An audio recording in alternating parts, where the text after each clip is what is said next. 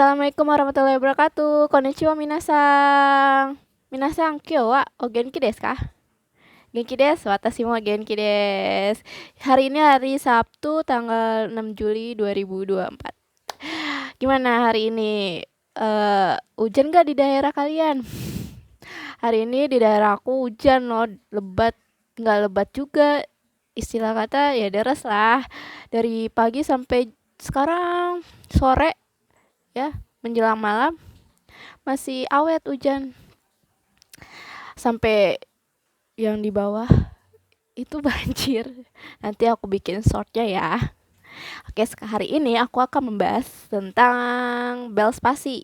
Ya, ini pengalaman aku juga loh. Aku juga pernah terserang bel spasi juga. Jadi buat edukasi dan pengalaman juga pembelajaran untuk kalian ya, supaya tidak terjadi di kalian. Oke, aku baca ya, karena baca itu lebih baik daripada menghafal. Oke. Oke. Apa itu bel spasi? Bel spasi itu kelemahan yang terjadi pada salah satu sisi otot wajah yang sifatnya sementara. Kayak istilah kata tuh kayak stroke, tapi bukan stroke. Kalau stroke tuh kan gak bisa balik lagi ya. Kalau misalkan bel spasi itu bisa balik lagi gitu. Dan nanti aku kasih tahu caranya. Terus sisi wajah yang terserang bel spasi biasanya akan terlihat melorot. Bel spasi merupakan kondisi saraf yang rusak pada bagian wajah yang akan terdampak pada indera perasa dan cara tubuh menghasilkan air mata dan ludah. Jadi kayak dulu tuh aku waktu kerja terus pas hari libur juga, pas bangun tuh kayak ngerasa kok wajah mata aku sebelah kanan enggak, sebelah kiri, mata aku sebelah kiri tuh nggak bisa ketutup. Terus aku nggak bisa minum, ternyata kayak sebelah kanan nih, pipi nih turun ke bawah. Nah, bibir itu ke sebelah kiri kayak gitu, nggak bisa minum, jadi minumnya harus pakai sedotan. Jadi tuh panik, kata ini apaan gitu kan, tanyalah ke ibu gitu, ini apaan, terus ntar juga sembuh kan. Aku panik ya guys, panik banget, takutnya nggak bisa balik lagi gitu. Akhirnya aku memutuskan untuk ke puskesmas. Jadi kata dokter yang di puskesmas itu aku harus terapi, fisioterapi. Karena ini ditanyain pertama, kamu lagi capean ya, terus kamu pantengin kipas angin ya di depan muka kamu, karena kan waktu itu lagi panas, udah gitu badan lagi nggak sehat juga karena kecapean kerja gitu. Terus iya dok, kamu tuh jangan pakai kipas angin ke arah wajah atau ke arah anggota tubuh gitu. Ini karena ototnya bakal nurun, tapi tenang aja, bisa balik lagi dengan fisioterapi itulah. Tapi kamu juga belajar di ini kayak diurut-urut gitu ya, istilah katanya begitu. Terus jadi akhirnya aku dirujuk lah ke rumah sakit RSUD yang terdekat. Di situ aku menjalani proses fisioterapi. Nah, lalu aku kadang habis makan siang minta izin, terus paginya minta izin ke dokter dulu untuk fisioterapi. Habis dari dokter ke rumah sakit, ke kantor gitu. Untungnya dulu kantornya masih enak-enak aja. Masih aman-aman aja gitu kan, diizinin gitu. Nah, lalu terus akhirnya sebenarnya bilang aku ngerasa belum sepenuhnya sempurna ya. Terus tapi kata suster dan dokter di sana, jangan terlalu seseringan,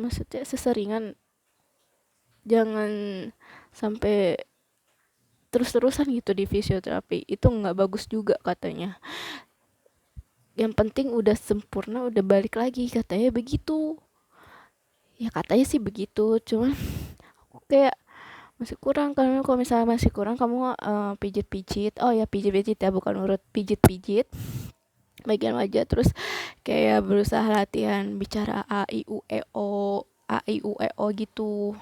Nah makanya kan sambil, karena mungkin aku jarang bicara jadi otot-otot juga lemah, ya gitulah. Nah jadi umumnya belas pasti datang secara tiba-tiba dan membaik dalam hitungan minggu. Sebenarnya aku agak panik ya, karena kalau misalkan nunggu hitungan minggu nggak ke dokter, jadi kayak khawatir gitu, makanya langsung ke dokter. Jadi ini emang belas pasti itu secara tiba-tiba datangnya. Makanya kalau misalkan lagi lelah jangan nyalain kipas angin atau AC deh, bahaya. Terus belas pasti akan membuat separuh wajah tampak terkulai. Senyum nih senyum aja hanya bisa satu sisi. Iya, jadi senyum tuh kayak kaku gitu. Terus menolak untuk menutup. Ini mulut tuh gak bisa menutup. Terus ngeludah gak bisa, minum gak bisa, harus pakai sedotan, gak bisa pakai gelas. Terus penyebabnya belum diketahui ya, dan dapat terjadi pada semua usia. Jadi bukan waktu aku fisioterapi itu, bukan aku aja yang terkena, ternyata di usia yang di atas aku tuh ada. Terus bahkan ada yang anak kecil juga kan terkena juga. Padahal orang yang berada ya. Gitu. Jadi kayak usia ibu-ibu, usia anak kecilnya tuh sekitar 15 tahun mungkin ya. Terus terkena itu kata dokternya, bukan kamu aja kok sini, jadi jangan khawatir ya, ini pasti balik lagi kok, kata gitu. Aku jadi tenang kan. Terus penyebab pastinya belum diketahui, hanya saja banyak ahli meyakini kondisi ini sebagai hasil pembengkakan dan peradangan saraf yang mengontrol otot-otot di satu sisi wajah. Atau mungkin juga reaksi yang terjadi setelah infeksi virus. Jadi kayak lagi sakit kena virus, ototnya jadi turun gitulah. Jadi kayak gitu. Ini juga kayak gue belum, sejak tahun berapa itu ya kena. Terus kayak belum latihan lagi itu. Kayak di sini lebih tebal dibanding sini. Mata sebelah sini itu kayak nggak bisa, masih ke orang gini kan bisa, tapi nggak bisa. Biasanya kan bisa. Jadi kayak ngilu kayak gitu. hmm, hmm, hmm, gitu gitulah. hmm, hmm, hmm, apa sih gitu kayak gitu.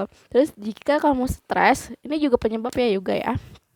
Jika kamu stres atau baru saja sakit, itu bisa menjadi pemicu potensial. Begitu juga dengan trauma fisik yang baru terjadi. Bahkan kurang tidur pun, kondisi autoimun juga jadi pemicu lainnya. Seperti itu. Gitu. Jadi ini belas pasti ini kelumpuhan di satu sisi wajah. Seperti itu. Jadi pengalaman aku. Untungnya waktu itu aku pacar ya, nemenin pacar. Kalau aku bingung sendirian terus ya kan. Jadi